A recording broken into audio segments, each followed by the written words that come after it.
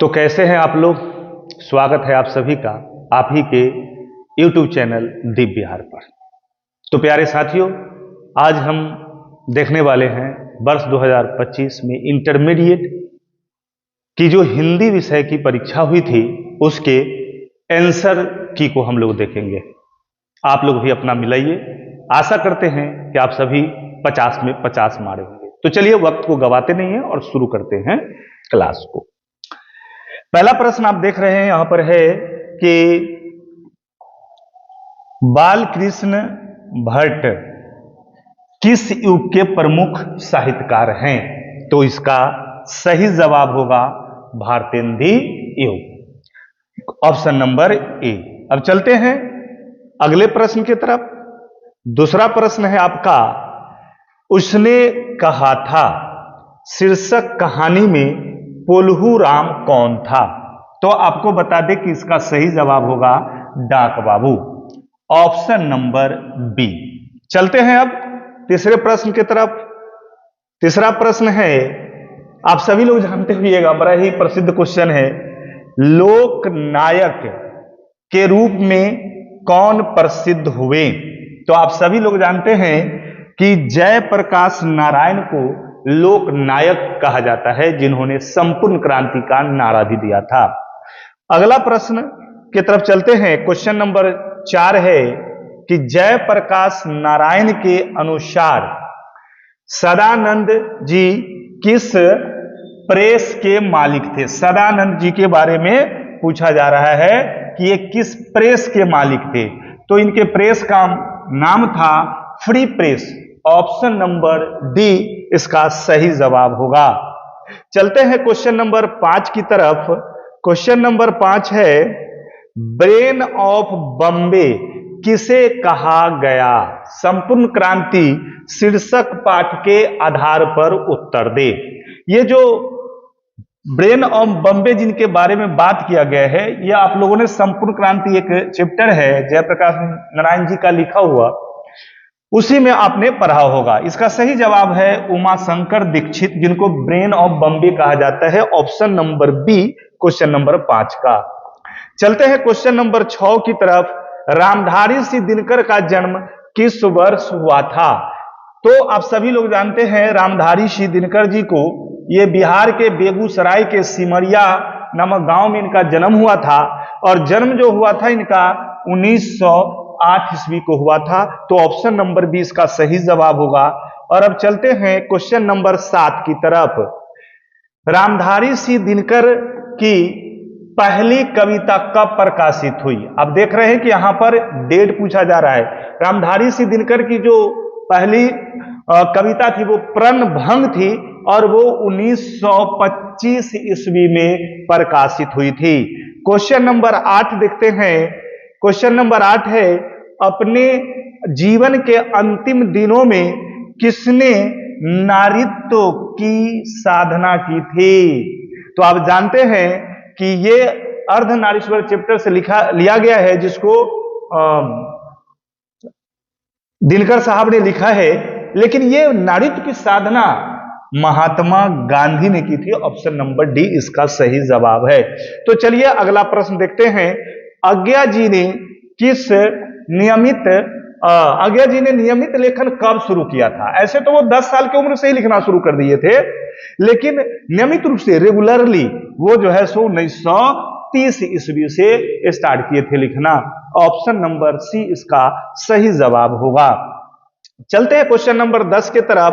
Question number 10 है, स्वाधीनता आंदोलन में उग्र और विद्रोही विचारधारा वाले एक क्रांतिकारी के रूप में किनकी भूमिका रही है।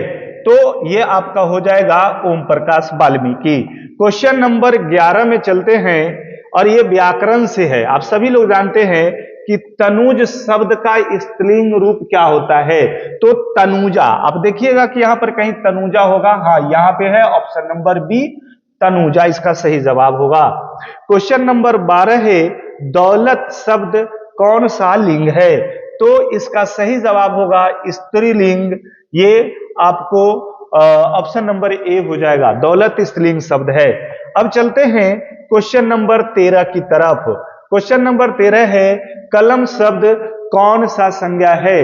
तो आप सभी को पता है कि कलम कहने से किसी एक कलम का बोध नहीं होता, दुनिया के सारी कलमों का बोध होता है और ये जातिवाचक संज्ञा होगा। क्वेश्चन नंबर 14 आप देख सकते हैं। क्वेश्चन नंबर 14 है निम्नलिखित में पूर्ण विराम चिन्ह कौन है। तो आप लोगों को पता ही है कि ये कॉमा है यानी अर्ध विराम, ये प्रश्नवाचक चिन्ह है क्वेश्चन मार्क, और ये डबल इन्वर्टेड कॉमा है। तो वाक्य जब खत्म होता है तो पूर्ण विराम चिन्ह ये दिया जाता है, यहां पर दिया हुआ है, ऑप्शन नंबर सी इसका सही जवाब होगा। क्वेश्चन नंबर 15 की तरफ चलते हैं। क्वेश्चन नंबर 15 हमारा है निम्नलिखित में से कौन सा शब्द अशुद्ध है। तो आप लोग को पता होगा कि प्राप्ति जो है वो आपको यहां दीर्घीकार से लिखा है, जबकि प्राप्ति जो होता है वो हर्षीकार से होता है। प्राप्ति इस तरह से हम लोग लिखते हैं हर्षीकार से, जबकि क्वेश्चन में दीर्घीकार दिया है, तो ये गलत है और हमसे पूछ रहा है अशुद्ध शब्द। तो इसका सही जवाब क्या होगा, ऑप्शन नंबर बी। उसके बाद अगला क्वेश्चन है संयम शब्द का संधि विच्छेद क्या होगा। तो संयम शब्द का संधि विच्छेद होगा सम जोड़ यम। तो इस तरह से 16 क्वेश्चन आपके खत्म हुए। क्वेश्चन नंबर 17 है ड का उच्चारण स्थान क्या है। तो ड का उच्चारण स्थान आपका ऑप्शन नंबर बी हो जाएगा, मूर्धा। और अब क्वेश्चन नंबर 18 है निम्नलिखित में से उष्म व्यंजन कौन है। तलाबसा मूर्धन्स दंसह को उष्म व्यंजन कहते हैं और ऑप्शन में है तलाबश। तो यहां पर हम ऑप्शन सी तलाबश मारेंगे। उसके बाद अगला क्वेश्चन है औ वर्ण किस स्वर का उदाहरण है। तो आप लोग जानते हैं स्वर वर्ण को दो भागों में बांटा गया है, हर्ष स्वर और दीर्घ स्वर। तो औ जो है वो हमारा दीर्घ स्वर वर्ण का उदाहरण है। क्वेश्चन नंबर 20 है ध कौन सा व्यंजन है। आप सभी लोग जानते हैं क से लेके म तक सबके सब स्पर्श व्यंजन है, इसलिए हमारा ढ भी जो है स्पर्श व्यंजन हो जाएगा। अब चलते हैं हम लोग क्वेश्चन नंबर 21 की तरफ। क्वेश्चन नंबर 21 कहता है भगत सिंह को फांसी किस वर्ष दी गई थी। कौन नहीं जानता है the legend Bhagat Singh. 23 March 1931 film भी आ चुकी है। 23 मार्च 1931। तो इसका ऑप्शन नंबर ए इसका सही जवाब होगा। क्वेश्चन नंबर 22 भगत सिंह के अनुसार प्रिंस क्रोपोटिक किस विषय के विद्वान थे। हम लोगों ने पढ़ा था इसको, एक पत्र एक लेख का ये बात है। प्रिंस क्रोपोटकिन जो थे वो भूगोल विषय के महान विद्वान थे। और क्वेश्चन नंबर चलते हैं अब 23 की ओर। क्वेश्चन नंबर 23 है निम्नलिखित में से किसे कालिदास अवार्ड से सम्मानित किया गया था। आप सभी लोग जानते हैं ओ सदा नीरा पाठ में आप पढ़े होंगे। लेखक परिचय में जगदीश चंद्र माथुर जी को कालिदास अवार्ड से सम्मानित किया गया था। इनका संबंध यूपी से था, लेकिन इनका अधिकांश जीवन बिहार में बीता है। क्वेश्चन नंबर 24 आपको उसका जवाब भी इसी प्रश्न में मिल गया। ओ सदा नीरा के लेखक कौन है। तो वो है जगदीश चंद्र माथुर। और ये निबंध था, साहित्य की कौन सी विधा थी, निबंध थी। और ये किस पुस्तक से उद्धृत है, कहां से लिया गया है। तो बोलते क्षण से, जो कि माथुर जी की रचना है। अब चलते हैं क्वेश्चन नंबर 25 के तरफ। चंपारण आंदोलन में गांधी जी के सलाहकार कौन थे। तो आप सभी लोग जानते हैं कि इसमें उनका सलाहकार थे हरवंश सहाय। सही जवाब इसका ये होगा। 26 नंबर क्वेश्चन गोरखपुर जिले में गंडक नदी को क्या कहते हैं। हम लोग जानते हैं वो गंडक जो हाजीपुर से गुजरती है, गंगा में मिलती है, उसको हम लोग नारायणी भी कहते हैं। गोरखपुर में भी उसे नारायणी के नाम से जाना जाता है। ऑप्शन नंबर डी इसका सही जवाब होगा। क्वेश्चन नंबर 27 की तरफ चलते हैं। क्वेश्चन नंबर 27 है 1962 ईस्वी में मोहन राकेश किस पत्र के संपादक थे। आप लोग जानते हैं सिपाही की मां शीर्षक कहानी मोहन राकेश ने लिखा है। और ये 1962 में एक पत्रिका आती थी सारिका, उस सारिका के ये संपादक हुआ करते थे। क्वेश्चन नंबर 28 है वारिस शीर्षक रचना के लेखक का नाम क्या है। तो उसका भी सही जवाब मोहन राकेश होगा, जिन्होंने सिपाही की मां कहानी को लिखा है।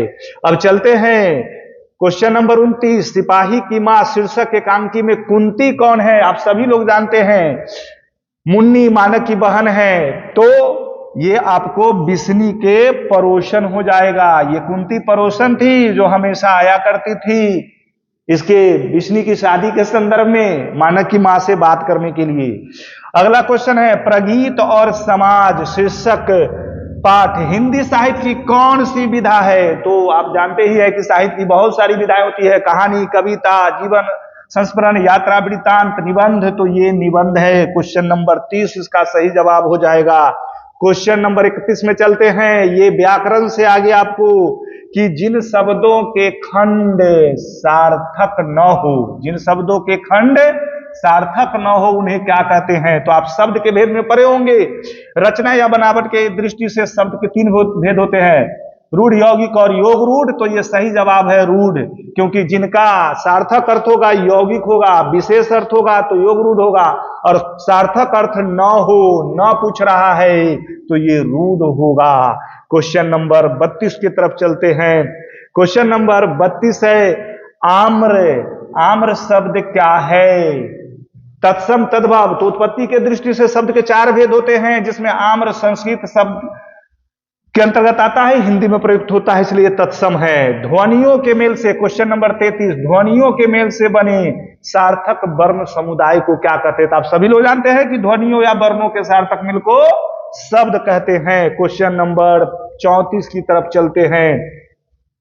क्वेश्चन नंबर 34 है, निम्नलिखित में से किसका रूपांतरण नहीं होता?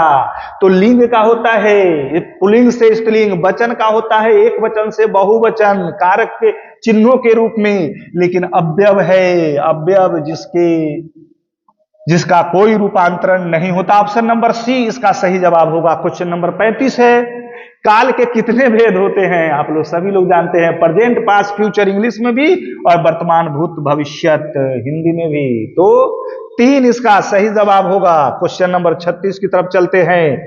उसने राघव को मारा था, किस काल का उदाहरण है? तो मारा था, मारा था, आप सभी जानते हैं कि ये थे थी भूतकाल। चलते हैं अब अगले प्रश्न की तरफ। मोहन, राकेश, मोहन मुझसे किताब लिखवाता है। आप लोगों ने प्रेरणार्थक क्रिया पढ़ा होगा, जब कोई खुद कार्य न कर करके किसी को करने के लिए प्रेरित करे तो उसे प्रेरणार्थक क्रिया कहते हैं। तो यहाँ पर मोहन किताब लिखता नहीं है, बल्कि मोहन किसी से किताब लिखवा रहा है, ये प्रेरणार्थक क्रिया। ऑप्शन नंबर सी इसका सही जवाब होगा। चलते हैं क्वेश्चन नंबर 38 में।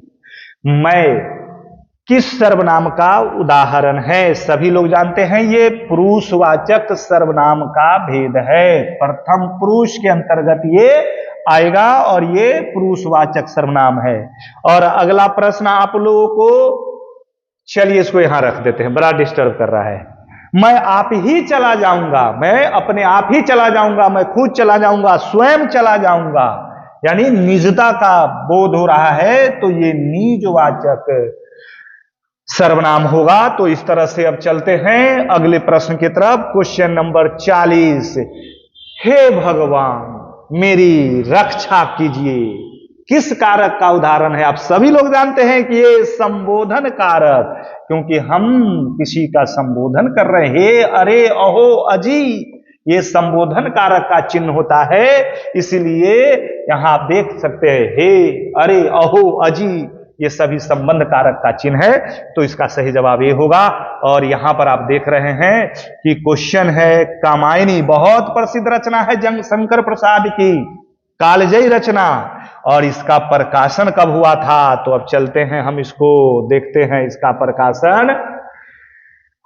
प्रकाशन में भी 1937। अब चलते हैं अगले प्रश्न की तरफ। क्वेश्चन नंबर 42, जयशंकर प्रसाद किस युग के कवि थे? अक्सर यहां बच्चा गलती करता है।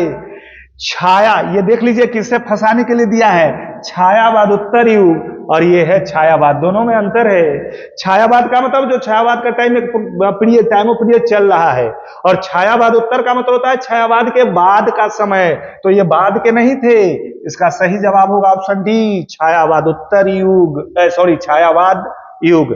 अब चलते हैं क्वेश्चन नंबर 43, तुम खाओ यह किस वाक्य का उदाहरण है? बैठ जाओ, आओ, चुप रहो, एक गिलास पानी लाओ, ये सब आदेश देने की बात हो रही है, तो ये आज्ञावाचक हो जाएगा। इसका सही जवाब ऑप्शन नंबर ए होगा। और क्वेश्चन नंबर 44 को देखते हैं। क्वेश्चन नंबर 44 कहता है निम्नलिखित वाक्यों में शुद्ध वाक्य कौन है? तो आप देख सकते हैं कि पशुओं का झुंड चारों ओर पानी की चाह में घूम रहा था, तो चूंकि पशुओं हैं तो यहां घूम रहे थे होना चाहिए था, इसलिए ये ऑप्शन गलत है। किसी आदमी को भेज दो, ये ऑप्शन तरह आगे भी देख लेते हैं। इस बात के कहने में किसी को संकोच न होगा, ये भी गलत है। मैं आपका दर्शन करने आया हूं, दर्शन जो है पुल्लिंग बहुवचन शब्द है, लेकिन यहां पर एक वचन का प्रयोग है, इसलिए इसका सही जवाब ऑप्शन बी होना चाहिए। अब चलते हैं क्वेश्चन नंबर 45 की तरफ। अग्नि शब्द का विलोम क्या होगा? अग्नि शब्द, अग्नि का मतलब होता है आग, और आग का उल्टा पानी होता है। चूंकि ये तत्सम शब्द है, इसीलिए इसका जो है आप देख सकते हैं कि इसका पर्यायवाची भी तत्सम शब्द में होगा, जल होगा। ठीक है, तो ऑप्शन नंबर सी। और क्वेश्चन नंबर 46 है घोड़े बेचकर सोना। तो बड़ी सिंपल है, घोड़े बेचकर सो रहे थे, सब कुछ लूट गए, मतलब बेफिक्र होकर के सोना, कहीं होगा बेफिक्र होना, तो ये ऑप्शन नंबर डी इसका सही जवाब होगा। अब चलते हैं क्वेश्चन नंबर 47 की तरफ। वाक्य के उस भाग को क्या कहते हैं जिसमें एक से अधिक पद परस्पर, देखिएगा यहां पर ही आपको आंसर मिल जाएगा, पद परस्पर संबंध होकर के अर्थ देते हैं, तो पद बंद, चूंकि सभी पद आपस में बनते हैं। क्वेश्चन नंबर 48, धार्मिक शब्द में प्रत्यय क्या है? आप सभी जानते हैं उपसर्ग और प्रत्यय, सफिक्स और प्रीफिक्स। प्रत्यय किसी भी शब्द के अंत में लगता है, तो धार्मिक, धर्म शब्द में जब हम इक प्रत्यय जोड़ेंगे तो धार्मिक बन जाएगा, और ये आपका ऑप्शन नंबर बी में है, तो ये सही जवाब आपका ये हो जाएगा। और अगला प्रश्न जो है आपका है रंग शब्द का विशेषण क्या होगा? ऑप्शन से ही क्लियर कट पता चल रहा है कि रंगीला होगा। अच्छा पीला आ गया, जरा लाल ले लूं करने गए भाई, लाल भैया, चलिए चलिए चलिए चलिए चलिए देखता हूं, चलिए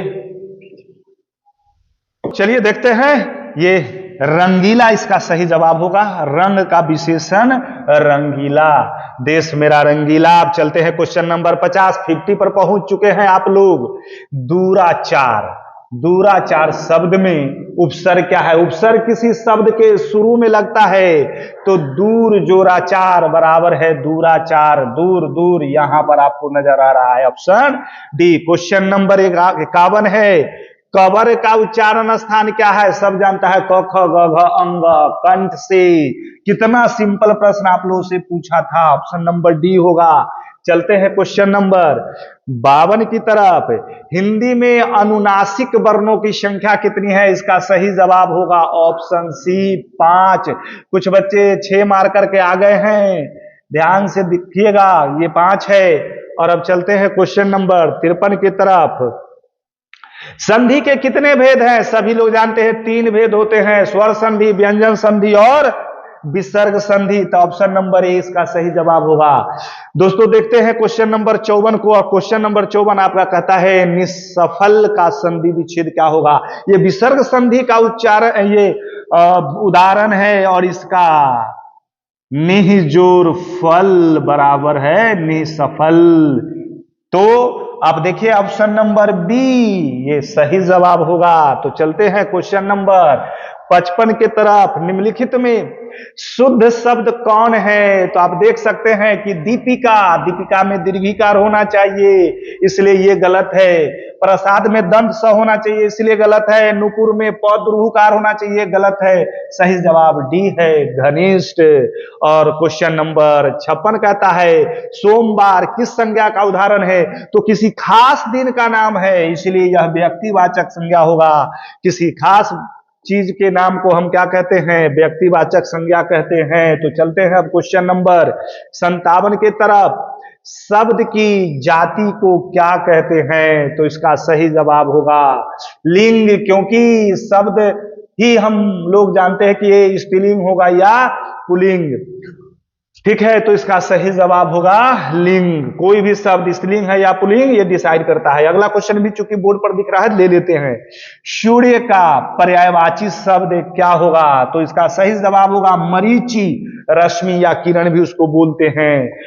अब क्वेश्चन नंबर 59 देखते हैं। क्वेश्चन नंबर 59 आपका है, कितना बार, सैकड़ों बार क्लास में बताया होगा, बोर्ड पर लिख कर बताया होगा कि VVIA प्रश्न है, कवि शब्द का स्त्रीलिंग रूप क्या होगा? तो फंसाने के लिए देख सकते हैं कि यहां दिया है कवित्री और एक यहां दिया है कवित्री। मैंने आप लोगों को कितनी बार बोला था लिख करके कि क व य में हर्षिकार, चूंकि य पहले आता है इसलिए पहले हर्षिकार, और तरह बाद में आता है इसलिए बाद में दीर्घिकार आता है, तो दीर्घिकार कवयित्री। और आप देख सकते हैं ऑप्शन नंबर सी ये सही है। तो ये गलत है, ये सभी तो खैर ऐसे भी गलत है, ये तो ऐसे भी गलत है। ये दोनों आपको फंसा रहा था, तो याद रखिएगा यर लब में पहले आता है इसलिए, और हर्षिकार भी दीर्घिकार से पहले आता है तो पहले हर्षिकार, और तरह और य के बाद आता है, और दीर्घिकार भी हर्षिकार के बाद आता है तो दीर्घिकार, ऐसे याद रख लीजिएगा। चलिए क्वेश्चन नंबर 61 को देखते हैं। क्वेश्चन नंबर शायद एक छूट गया है ना, 60 नंबर। क्वेश्चन नंबर 60 है, वाक्य से अलग रहने वाले शब्दों को क्या कहते हैं? तो आप लोग को हमने पढ़ाया था, याद होगा आप लोगों को, कैसे बताता था कि राम क्या है? एक शब्द है। आम क्या है? एक शब्द है। खाना क्या है? एक शब्द है। लेकिन जब इसी को हम वाक्य में लिख देंगे कि राम आम खाता है, राम आम खाता है, तब यहां पर यह शब्द न होकर के पद हो जाएगा। जैसे राम, ये आपको संज्ञा पद या कहे कि कर्ता में आ जाएगा, कर्ता पद हो जाएगा। आम कर्म पद हो जाएगा, और खाना जो है वह क्या हो जाएगा? क्रिया पद में हो जाएगा। तो अलग अलग स्वतंत्र रूप में है, तो ये सभी शब्द हैं। लेकिन जैसे ही ये वाक्य में प्रयुक्त तो हो जाएंगे, यहां आप देख रहे हैं अलग अलग है, तो ये राम शब्द है, आम शब्द है, खाना शब्द है। लेकिन जैसे ही ये एक वाक्य में आ जाते हैं तब फिर जाकर के वो पद कहलाते हैं। तो यहां कहता है कि वाक्य से अलग रहने वाले शब्द को क्या कहते हैं? तो वो शब्द ही कहलाएगा, और अगर वो वाक्य में आ जाएगा तो वो पद कहलाएगा।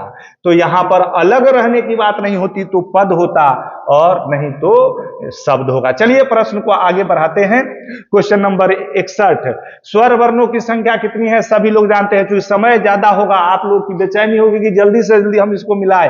ये चलते हैं, अब कभी आएंगे फिर एक्सप्लेन करने के लिए।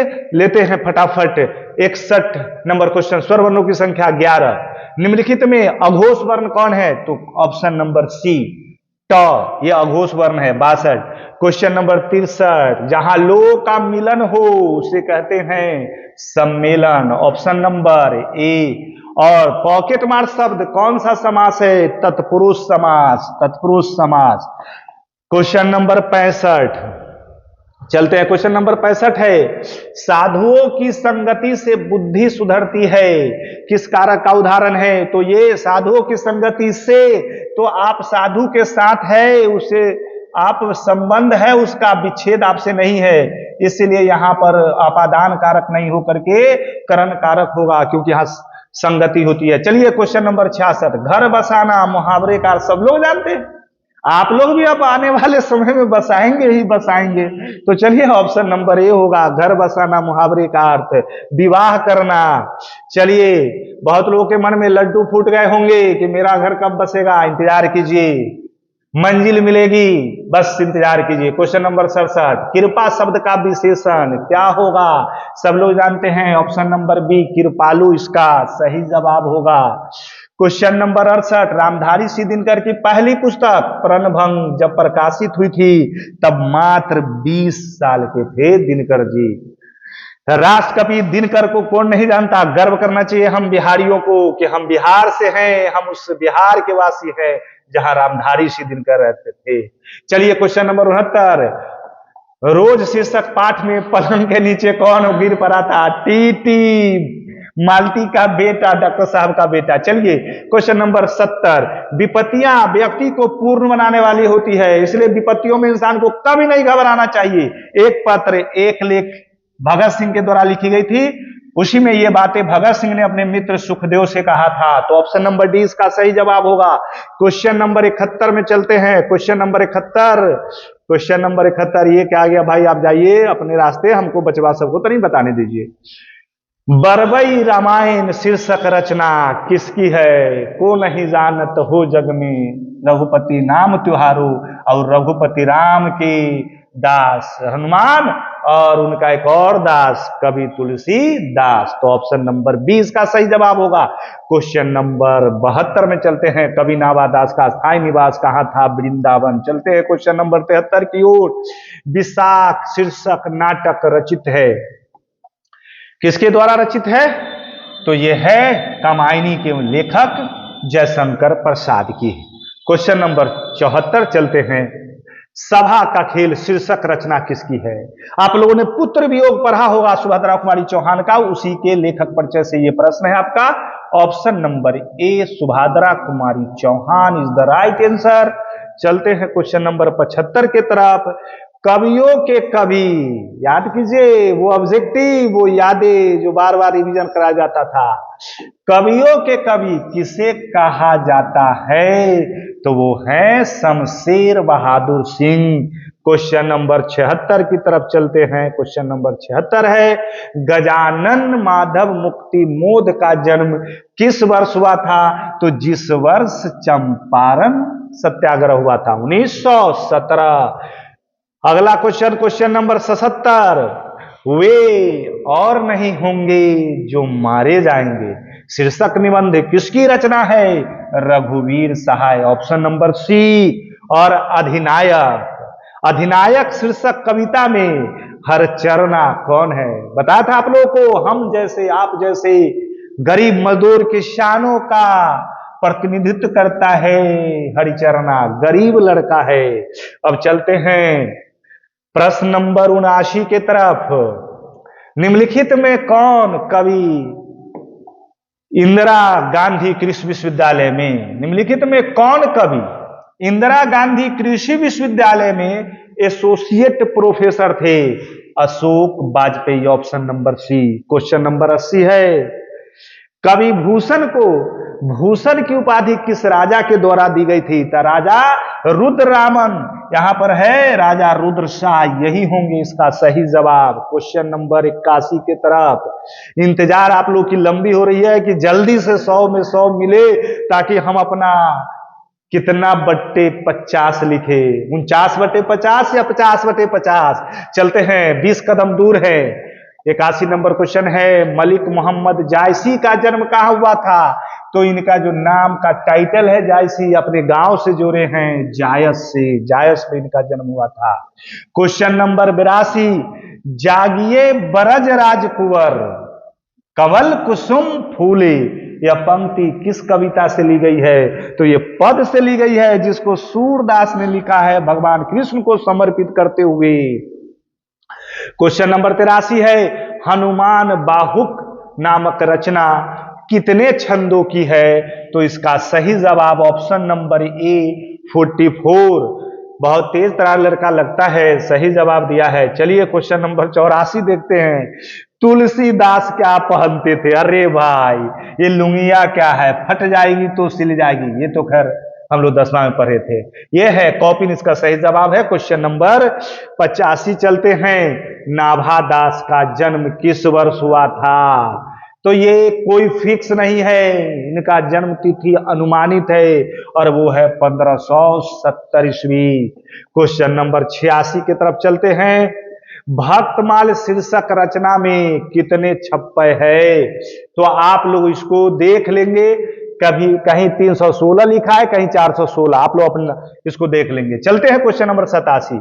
कवि भूषण के पिता का नाम क्या था? तो रत्नाकर त्रिपाठी। चलते हैं क्वेश्चन नंबर 88 की तरफ। शिवा बावनी शीर्षक रचना के कितने मुक्तकों में शिवाजी के वीरता का बखान किया गया है? तो ये है 52 मुक्तकों में। क्वेश्चन नंबर 88 का आंसर होगा बी। और क्वेश्चन नंबर 89, बारीवाह शब्द का अर्थ क्या होता है? तो बादल होता है। ऑप्शन नंबर सी इसका सही जवाब है, बादल। अब चलते हैं क्वेश्चन नंबर 90 की तरफ। प्रेम पथिक शीर्षक रचना की रचनाकार कौन है? तो इसका सही जवाब ऑप्शन डी जयशंकर प्रसाद होंगे। अब चलते हैं क्वेश्चन नंबर 91, रस्सी का टुकड़ा शीर्षक कहानी में मलंदे का काम करता था। मलंदे क्या काम करता था? तो शायद घोड़ों की काठ बनाने का। आप लोग इसमें थोड़ा सा डाउटफुल है, इसलिए आप लोग अपने तरफ से देख लेंगे, ठीक है ना। पेशगी शीर्षक कहानी में कारमेन को कितने फ्रैंक, ये रुपया कितने फ्रैंक मिलते थे? तो इसका सही जवाब होगा 5000 रुपया प्रति माह मिलता था। अब चलते हैं क्वेश्चन नंबर 93 की तरफ। दमित्री चेरवेकोव क्या देख रहा था? कलर की मौत शीर्षक पाठ के आधार पर जवाब देना है। तो ये खेल प्रसारित हो रहा था, उसी खेल को देख रहे थे। और क्वेश्चन नंबर 94, ओम प्रकाश वाल्मीकि महान आत्मकथा जूठन के रचनाकार। ये बिहार पुलिस में भी पूछा है। ये जो अभी बिहार पुलिस का एग्जाम है, इसके जस्ट पीछे वाले में पूछा था कि जूठन किसकी आत्मकथा है? तो ओम प्रकाश वाल्मीकि की। और इनको एक सम्मान मिला था, परिवेश सम्मान। ये मिला था 1995 ईस्वी में। ऑप्शन नंबर 20 का सही जवाब है। और अब चलते हैं क्वेश्चन नंबर 95। अब और नहीं कविता संकलन किसके द्वारा रचित है? क्योंकि बहुत सताया गया था वाल्मीकि जी को, दलित परिवार से थे, बहुत दबाया गया था, लेकिन बहुत बर्दाश्त किए। अंत में इन्होंने लिखा अब और नहीं बर्दाश्त करेंगे, और इन्होंने विरोध किया था। चलिए, ये इनकी रचना है ओम प्रकाश वाल्मीकि का। इनका भी संबंध यूपी से है। चलते हैं क्वेश्चन नंबर 96 की तरफ। क्वेश्चन अभी चर्चा किया था और आ गया जूठन। जूठन शीर्षक पाठ में एक पशु, आपको पता है कि वाल्मीकि वाल्मीकि ध्यान से उतर रहा है। चलिए थोड़ा सा बैक आ जाते हैं। अभी बोला मैंने और अभी मैं भूल गया, जरा याद कर लूं। ओम प्रकाश वाल्मीकि, तो ओम प्रकाश वाल्मीकि की जो आत्मकथा है जूठन, इसमें आप जानते हो कि उनके माता पिता का पेशा क्या था? मरे हुए पशुओं को ले जाना, उसके खाल को छिलना और फिर उसके बाद उसको बाजार में बेचना। तो मात्र बिकते थे ये 20 रुपए में, 20 से 25 रुपए। ऑप्शन सी इसका सही जवाब। 30 शीर्षक पाठ में बैंक के नेपाली चौकीदार का क्या नाम था? बैंक में, चूंकि लेखक के फादर भटकते भटकते बैंक में चले गए थे, वहां पर एक चौकीदार मिला था और नेपाली था। तो आप लोग जानबे करते हैं कि नेपाली का संबंध किससे होता है? उसको थापा भी बोलते हैं। ऑप्शन नंबर 20 का सही जवाब होगा। और क्वेश्चन नंबर अब 98, सूरदास किस भाषा के महान कवि रहे हैं? सब लोग जानते हैं कि ये ब्रज भाषा के महान कवि रहे हैं। और क्वेश्चन नंबर 99, कनिया का अर्थ क्या होता है? अब आप लोग गांव समाज वाला कनिया मत मार दीजिएगा कि हे कनिया कहां गेलू हे बरियारपुर वाली। तो सुन लीजिए, सोनवर्षा वाली, हे बरैल वाली, कनिया ना तू की। तो वो कन्या यहां नहीं है। ये है जब भगवान कृष्ण को जब उनके पिता कंधों पर बैठाकर घुमाते थे, तो यहां कंधा से होगा। कन्या का मतलब कंधा। और लास्ट प्रश्न कौन नहीं जानता है? आप लोगों ने सुना भी होगा, हुलसी के पुत्र तुलसी। कितना सिंपल था, तुलसी और हुलसी। तो तुलसी के माता का नाम क्या था? हुलसी था। ऑप्शन नंबर ए प्रश्न संख्या 100। तो उम्मीद है कि आप सभी को इंतजार रहा होगा कि हम कितना नंबर लाए। जरा कोई सटीक एनालिसिस करने वाला व्यक्ति आ जाए तो मैं आपकी सेवा में हाजिर था। और ये था आपका 100 प्रश्न का जवाब। मिल करके वो चेक कर करके और कमेंट बॉक्स में जरूर लिखिएगा कि आप अपना नाम और कितना नंबर आया। आशा और उम्मीद करते हैं कि इस बार आप में इसको 50 में 50 100% आपको दे और आपका रिजल्ट बहुत बेहतर हो। तो इसी के साथ करते हैं आज का ये वीडियो समाप्त। मिलते हैं फिर नए वीडियो में नए क्लास के साथ। तब तक देखते रहिए Divya. Thank you, all the best.